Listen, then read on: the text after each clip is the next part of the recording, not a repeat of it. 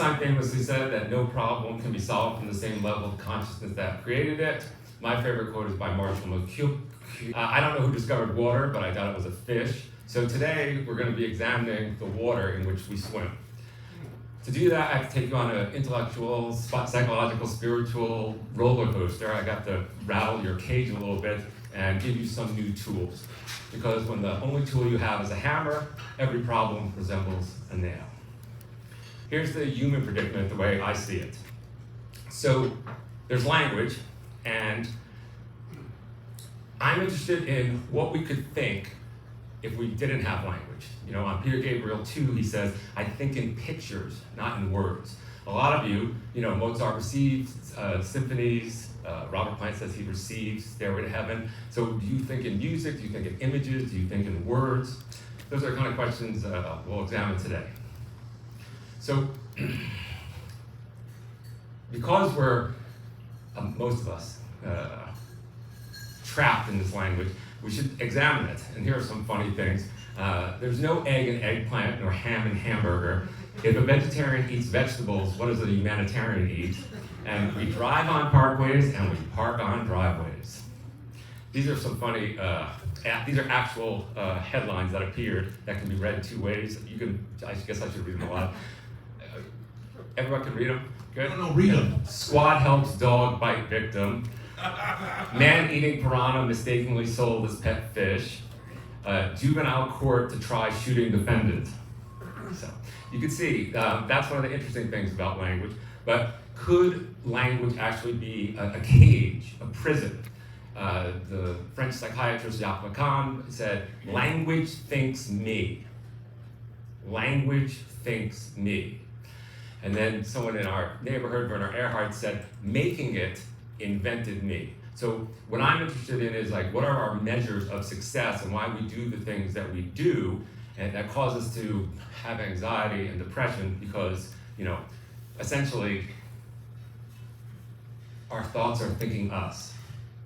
Okay. So, as sentient beings, I believe that the one thing that we really want is to be loved unconditionally. And when we're thrown into language, we can no longer have that. So we spend the rest of our lives, getting its poor cousin, which is admiration. And I sit in cafes a lot, so I'm interested in what people talk about. And one of the Lacanians last year rocked my world, and I'll just throw this out here there. He said, every speech act is a request for love. Every speech act is a request for love. Just throw that out there. I'll probably come back to it. So we all know language that gets people to admire us, but at the end of the day, would you rather be admired or loved? So to democratize all this, I asked people, what do you want to say on your tombstone? Do you want it to say, used to be really admired? Do you want it to say, wealthiest person in the cemetery? Or owned a large house, beach house next to Bob Dylan's? No, any sane person wants their tombstone to say, beloved, right? Loving mother, loving father. And then, after that, we can talk about the compulsion to be a musician. This is my favorite tombstone. Because I grew up, I was born in the Bronx, I grew up in New York, and we thought LA was laid back, and I've never seen more fucking overscheduled, stressed out, crazy people. Oh yeah, I can be there at 11:15, but I have to leave at 11:30 for my life coaching, Pilates, Zoom thing. It's insane here. Thankfully, I'm preaching to the choir because it's Monday morning, and you guys are here, so exactly. And these are the things I write about for Psychology Today now, and the things that are in my book. Leonard Cohen said this much more eloquently than I could ever say when he said, we are not mad, we are human. We want to love, and someone must forgive us for the paths we take to love. For the paths are many and dark, and we are ardent and cruel in our journey. Okay, so as I said, I taught classes on authenticity for many years. I wrote a book on it. And what are the things that make us inauthentic. I mean, I have a solution to these things, which is attachment, atonement, attunement, presence, and congruence. I won't be going over those things today, but maybe if I'm invited back, I can talk about some of those things. But what do you guys see now? Yell it out. What do you see? Right. That's what you see. I'll do it one more time. Anybody want to stand on their head and look at it? Anybody want to stand on their head? So the eyes are right side up? Here, this is what you really see. Now, everybody loves the singer Adele, right? So, beautiful photo of Adele. What do you see? Oh my wow. This is called the Thatcher effect. This is how reliable your mind is. This is Adele. Anybody want to stand on their head? Nobody today? No? Yeah, good. This is what you really see. I'm going to ask 2 questions. I want you to yell out the answer. What's the color of snow? White. And what do cows drink? Milk. Oh shit, I said milk. Okay. Everyone's seen this. Chipping people at home. Cows drink water. But that's called priming. So that's what happens. You prime me, motherfucker. So that's what happens when you're innocuously on the internet and all of a sudden there are 18 things for like MAC lipstick in the corner of your eye, and then all of a sudden like Black Friday you're like, you know what I really need? MAC lipstick. Milk. So you've all seen this chart. Everybody has things that they know. They know how to play a C chord on a piano. They know how to use an iPhone. And then there are things that you don't know. You don't know how to change a carburetor on a Bugatti. You don't know how to get your kids to listen to you. And then everything else is what you don't know that you don't know. And that is infinite. It is infinite. Right? Take a look at this. Leave down early to get to a meeting. Chicago. Really had a kind of relationship chart over there. Kind of relationship do you have? No, casual. Sounds pretty special. It works for us. Do you think there's a future there? I never really thought about it. What's going on? Really never thought about it? No. How can you not think about that? How does it not even cross your mind that you might want a future with someone? It's simple. You know that moment when you look into somebody's eyes and you can feel them staring into your soul and the whole world goes quiet just for a second? Yes. Right, well, I don't. You're an asshole. So most of us are not that fortunate to know what we don't know. But what you should take away from this is don't believe everything that you think. This is the funniest photo on the internet, right? And I make a joke that's sometimes off color, but if you look really closely, what do you see up in that cap? Pfizer. Texas. Wow, that didn't go over. Do I have to explain this? I'm moving on. Okay, there's no immaculate perception. The map is not the territory. That's one thing I hope you take away from today. Rene Magritte has this painting, Ceci Ban Pi. You cannot smoke a painting. These are symbols. That's what we're looking at today.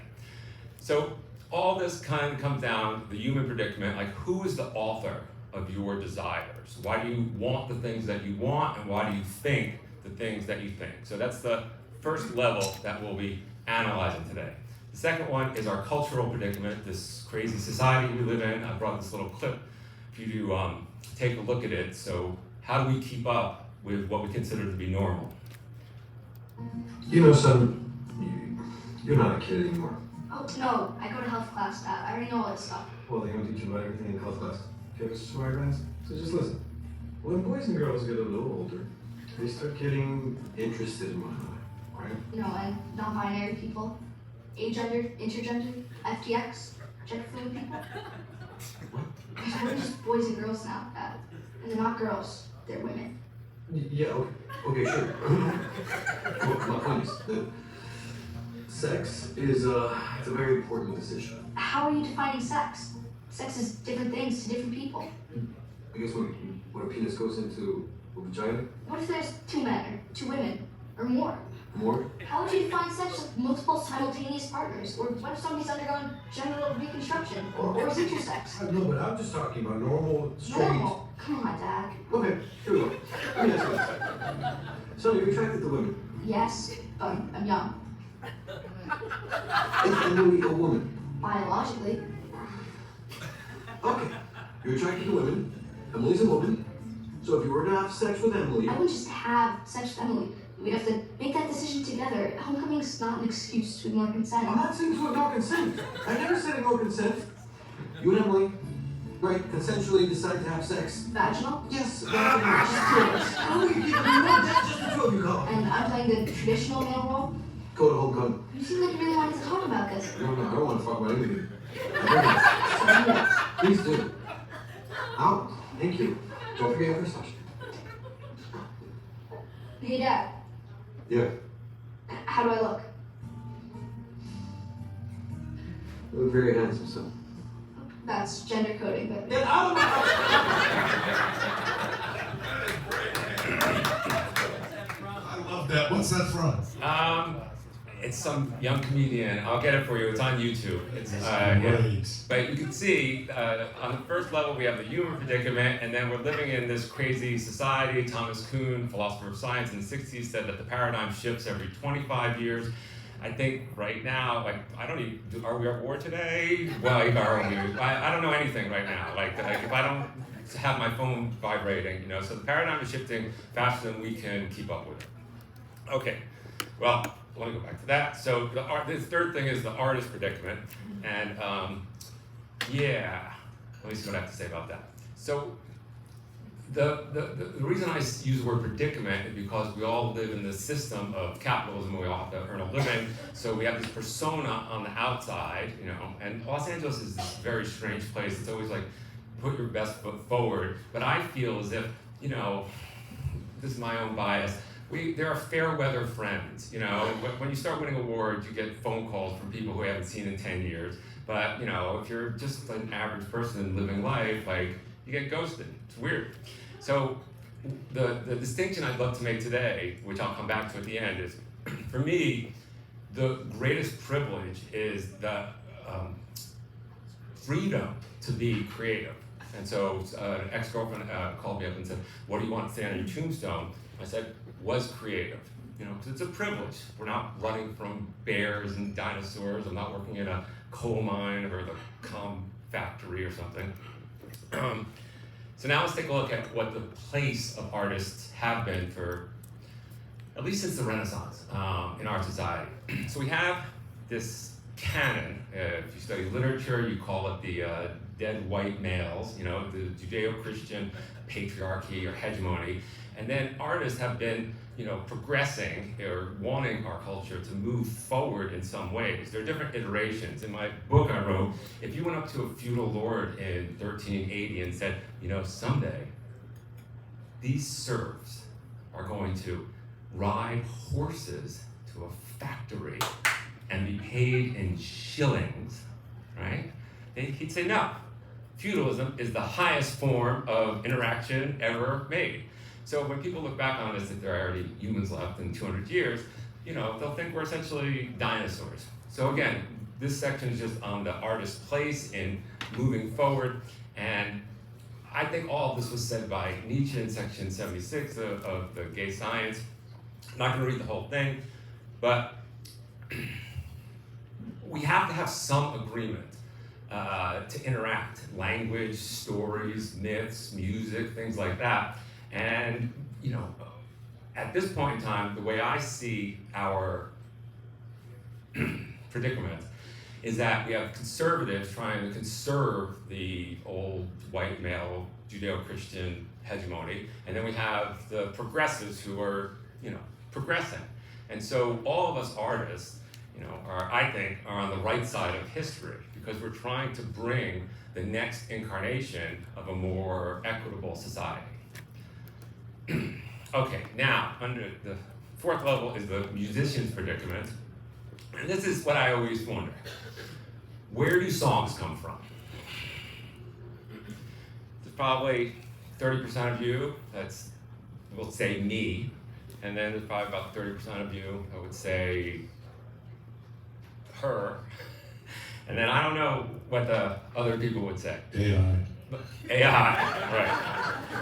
But the reason that question is so important for me, and again, to go back to what Phil asked, like I got into all this stuff because I was ripped to pieces in a car accident and had to go through 2 years of surgery to put this face back on my head and this leg back on my body, and it got me thinking, how is the universe operating, that these events happen? Okay, so this relates to how the universe is operating for me. So 3 weeks ago, Richard went to a play, and then he invited Manny Oliver to this room. And it was so incredibly powerful and moving and wonderful. And that was on Monday morning 3 weeks ago. Tuesday night, I'm on a date at Xeon in Beverly Hills, 9:30 at night, and I see Martin and Gary walking down Cannon Boulevard, right? So I pull him over, because I was just telling this story about Manny Oliver, and just like the timing was just uncanny. So I pull them over, they come, we're talking, and then all of a sudden Gary, who's not here today, he says, "You were friends with Michael from Syria." And I'm like, "What?" He goes, "You and I had drinks 15 years ago." And I'm like, "Whoa, that's kind of crazy. I don't know that. I've seen him here, things like that." And that's just like one interaction, 15 miles apart. Could be coincidence, could be whatever. So cut to Sunday morning. I get the New York Times delivered every morning. Even when I lived in Paris, you could go to Shakespeare and Company and get it on Monday morning. So Sunday morning, for some reason, the first time ever, like the New York Times just doesn't come. So by 1 o'clock, 2 o'clock in the afternoon, I'm very pumped. I am just like, what the? And then I just said to myself, okay, if you still live in Paris, what would you do? And I lived across the street from the Louvre, and I'd be like, I'd go to the Louvre, just walk around, try to get inspiration. So I drive downtown to LACMA. I was there 3 times at the new Geffen place.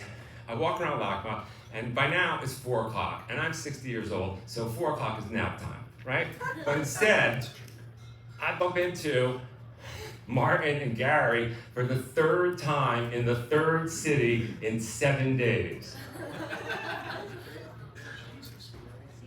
Again, how is the universe operating?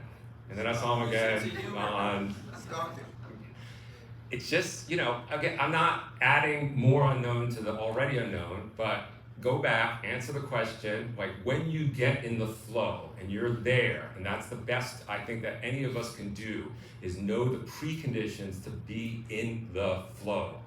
And then you sit there and you, according to Elizabeth Gilbert, or who interviewed Tom Waits and a bunch of other people, you create the preconditions to receive this beauty from the universe.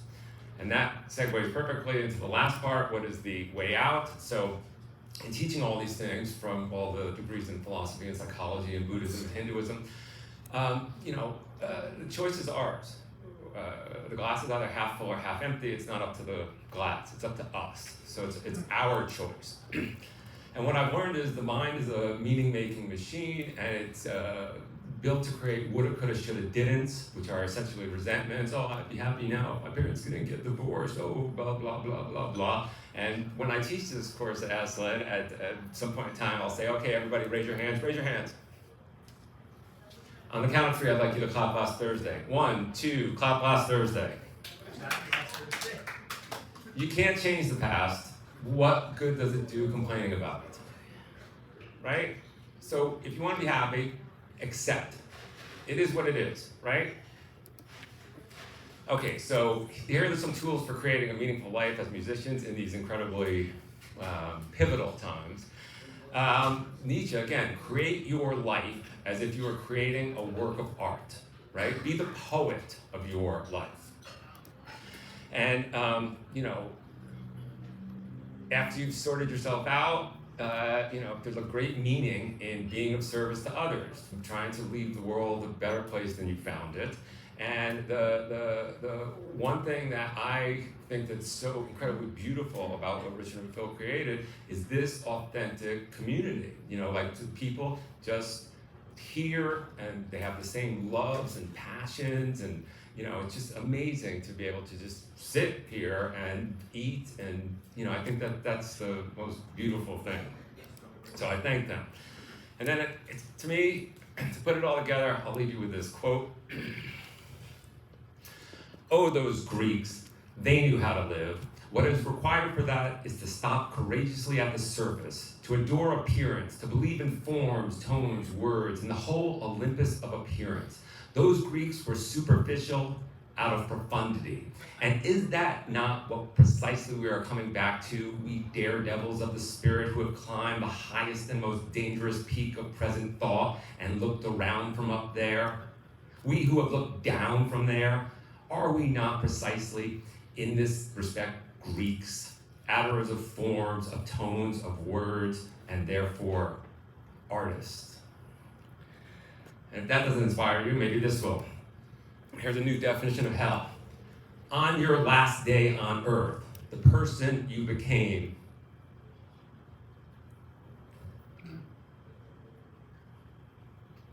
will meet the person you could have become.